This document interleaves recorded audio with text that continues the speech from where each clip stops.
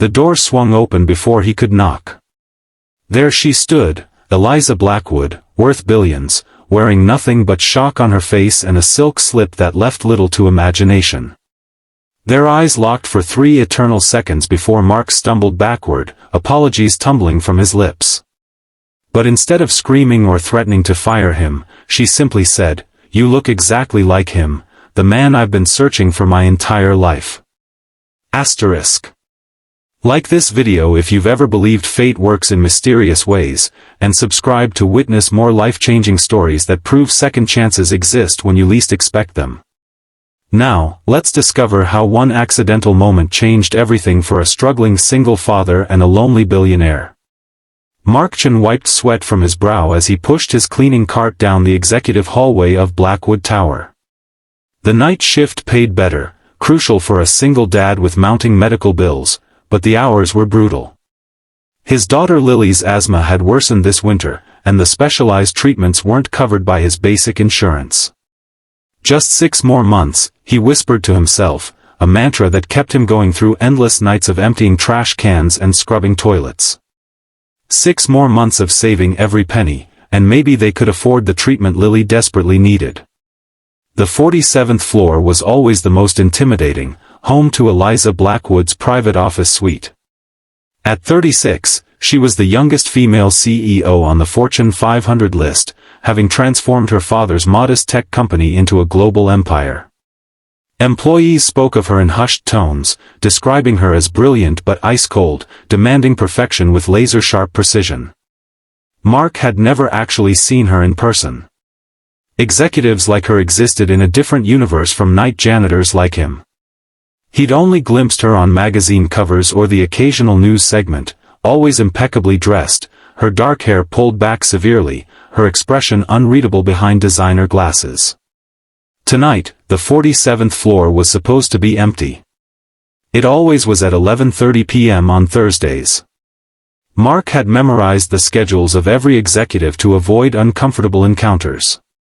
He knocked softly on the door of the executive bathroom, standard protocol, and heard nothing. He inserted his master key and pushed the door open. The sight before him froze him in place.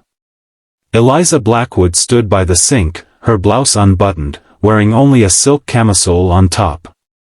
She'd been in the process of changing clothes, clearly not expecting anyone to enter. Mark's keys clattered to the floor. "I'm so sorry, Ms. Blackwood. I knocked, I didn't, they said the floor was empty." He expected rage. Termination. Perhaps even security being called. Instead, her expression transformed from shock to something else entirely, recognition, wonder, and what appeared to be, hope. "You look exactly like him," she whispered, making no move to cover herself. "The man I've been searching for my entire life." Mark backed away, confused and mortified. "I'll come back later. I'm so sorry for the intrusion." "Wait," she called, quickly buttoning her blouse. "Please don't go." "What's your name?" "Mark Chen, ma'am. Night custodial staff. I've worked here for almost 3 years." Her eyes never left his face. 3 years? How have we never crossed paths? "Different worlds, Ms. Blackwood," he said simply. She stepped closer, studying him with an intensity that made him uncomfortable. "Do you have any connection to Riverstone, Connecticut? A small town about 2 hours north?" Mark felt a chill run through him.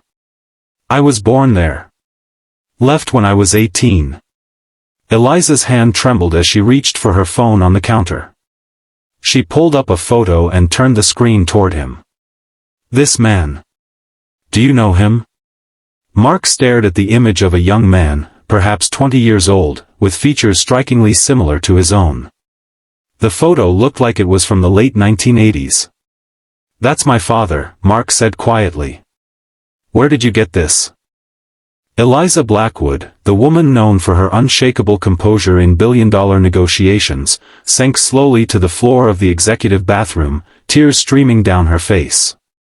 "He was my mother's first love," she whispered. "And I think you might be my half-brother." The next morning found them in Eliza's private office, dawn breaking over the city skyline. Neither had slept. Cups of cold coffee sat untouched as Eliza spread old photographs across her immaculate desk. "My mother never married my father," she explained. "She came from old money, and her parents forbade the relationship with your father, who worked at their estate as a groundskeeper. When she became pregnant, they sent her away to handle the situation. But she couldn't go through with it." Mark studied the photos, a young woman with Eliza's same dark eyes, looking lovingly at a man he recognized as his father in his youth. "After I was born, my grandparents brought my mother back into the fold on one condition: she would never contact your father again. They told him she had terminated the pregnancy. He never knew I existed." Mark ran his hands through his hair. "My father married my mother a year later. They had me, then my sister. He died when I was 15, car accident." "I'm sorry," Eliza said softly. "My mother passed away last year. Cancer. On her deathbed, she told me everything, gave me these photos, and made me promise to find him, to find any family I might have left. I've had private investigators searching for months. And instead, I walked in on you changing clothes," Mark said with a hollow laugh. "Fate has a strange sense of humor," Eliza replied, a small smile breaking through her tears. Mark hesitated before asking, "Why were you changing clothes so late at night in the office bathroom?" Eliza's professional mask slipped back into place. "I keep spare clothes here. I was preparing for an early morning video conference with our Tokyo office. I often sleep here rather than go home to an empty penthouse." The vulnerability in her admission struck Mark deeply. Here was a woman who had everything money could buy, yet she preferred sleeping on an office couch to facing the emptiness of her luxury home. "I have a daughter," Mark said suddenly. "Lily. She's 8. She'd be your niece." Something softened in Eliza's expression. "I've never been an aunt before." "She's sick," Mark continued, not sure why he was sharing this with his billionaire half-sister he'd just met. "Severe asthma. There's a specialized treatment program, but our insurance won't cover it." Eliza straightened, her business acumen visibly clicking into place. "I can help with that. In fact, I insist." Mark shook his head. "I didn't tell you that to ask for money." "I know you didn't," she said simply. "That's precisely why I want to help." 3 days later, Mark stood nervously outside Eliza's penthouse, holding Lily's small hand in his. He'd explained to his daughter that they were meeting a relative they hadn't known about before, her aunt, who wanted to meet her. "Is she nice, Daddy?" Lily asked, her voice small behind her breathing mask. "I think she wants to be," Mark answered honestly. The door opened, revealing not the polished executive from magazine covers, but a woman in jeans and a simple sweater, her hair loose around her shoulders, looking almost as nervous as they felt. "Hello, Lily," Eliza said, kneeling down to the child's level. "I'm your Aunt Eliza. I've been looking forward to meeting you." Lily studied her with the frank curiosity only children possess. "You're pretty. You look like the ladies in Daddy's magazines." Eliza laughed, a genuine sound that transformed her face. "Those pictures are all fake. This is the real me." She gestured to the apartment behind her. "I made cookies. They might be terrible, I've never actually baked before. Would you like to try them and tell me how I did?" As Lily stepped forward, her breathing mask caught the light. Eliza's eyes flicked to it, then to Mark, a silent communication passing between them. "The appointment with the specialist is set for Tuesday," she said quietly as Lily wandered into the apartment. "The entire treatment program has been arranged." "Eliza, I can't accept." "You can and you will," she interrupted firmly. "I've spent my entire life accumulating wealth with no one to share it with. Let me do this for my niece." Over the following weeks, a strange new routine developed. Lily's health improved dramatically under the specialized care. Mark continued working nights, refusing Eliza's offers of financial assistance beyond Lily's medical needs. But their lives became increasingly intertwined. Sundays became family dinner night at Eliza's penthouse. The billionaire CEO discovered she enjoyed cooking, something she'd never had time to learn, and Lily proved an enthusiastic assistant. Mark watched in amazement as his daughter brought out a playful side in Eliza that her corporate rivals would never believe existed. "Why do you still clean buildings at night?" Eliza asked one evening as they sat on her balcony after Lily had fallen asleep on the couch. "I could find you something better in one of my companies." Mark sipped his beer, considering. Pride, maybe. Or fear. Fear of what? Of losing myself, he admitted. Of becoming dependent. Of teaching Lily that problems get solved by having rich relatives swoop in. Eliza nodded slowly. "I respect that. But there's a difference between handouts and opportunities." "Maybe," Mark conceded. "But right now, I need to stand on my own feet. For both our sakes." What Mark didn't say was how disconcerting it felt to suddenly have a connection to such wealth and power. The contrast between his tiny apartment and her penthouse, between his paycheck-to-paycheck existence and her billions, created a chasm he wasn't sure how to bridge. For her part, Eliza was experiencing her own adjustment. Having grown up isolated by wealth and driven relentlessly by her grandparents to succeed, she'd never known genuine family connections. The simple joy of watching movies with Lily curled against her side, or the honest conversations with Mark about their shared father, filled a void she hadn't acknowledged existed. 6 months after their bathroom encounter, Mark arrived at Blackwood Tower for his shift to find a note requesting he come to the CEO's office immediately. Concerned, he took the executive elevator to the 47th floor. Eliza sat behind her desk, surrounded by documents. "Close the door, please." The formality in her tone worried him. "Is everything okay? Is it about Lily?" "Lily's fine," she assured him. "This is about our father." She pushed a folder across the desk. Inside were legal documents and what appeared to be a deed. "I found our father's childhood home in Riverstone. It was abandoned years ago, but the property is still there. I've purchased it." Mark looked up, confused. "Why?"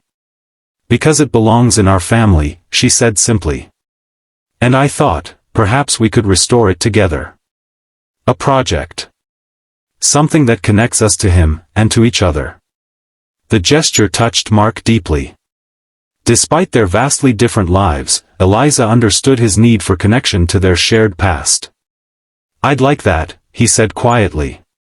Eliza hesitated before continuing. "There's something else. Blackwood Enterprises is launching a new foundation focused on childhood respiratory diseases.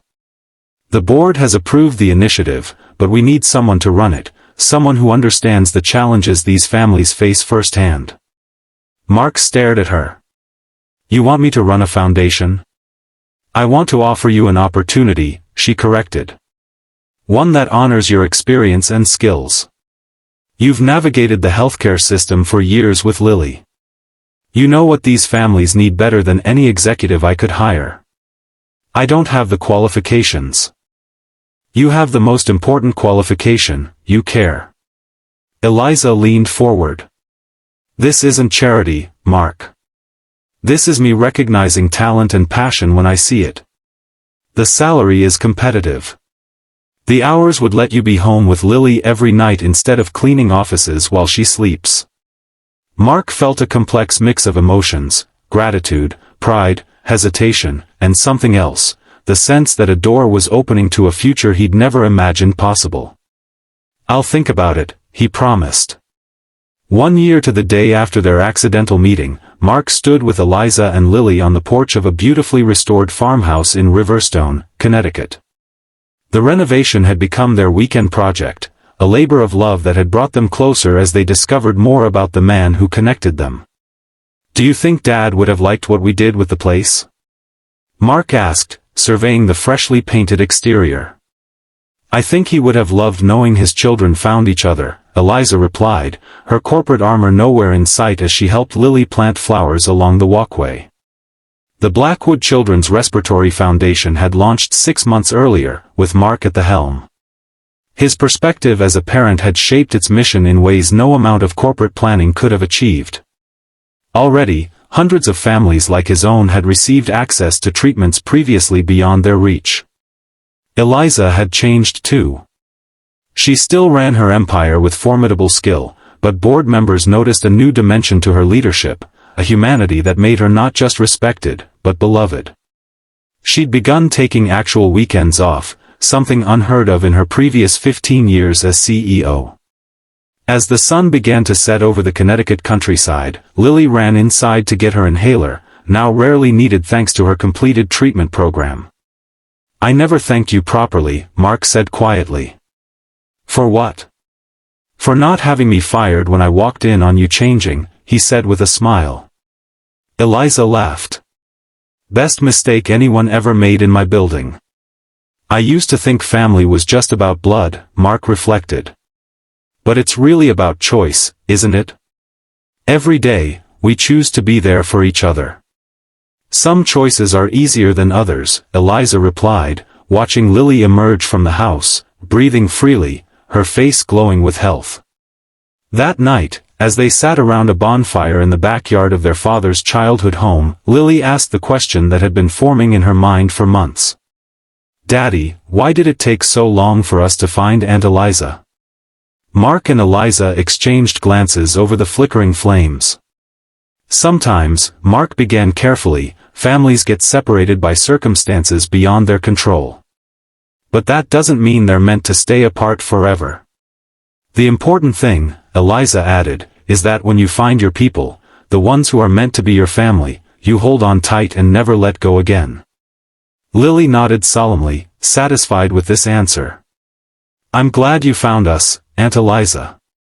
Me too, sweetheart, Eliza whispered, tears glistening in her eyes. Me too. As the stars appeared overhead, Mark reflected on the extraordinary chain of events that had brought them to this moment. One accidental encounter.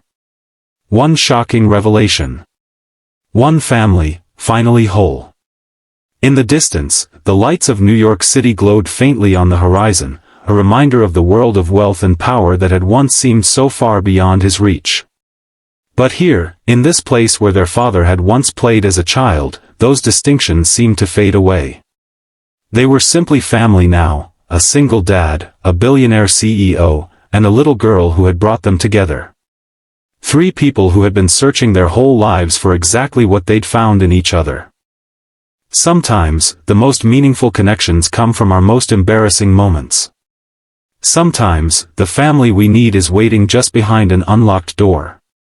And sometimes, what shocks us most isn't what people say, but how completely they can change our lives with their presence. If this story touched your heart, please like this video and subscribe to our channel for more powerful stories about family, second chances, and the unexpected ways our lives can transform when we least expect it. Remember, it's never too late to find the connections you've been missing,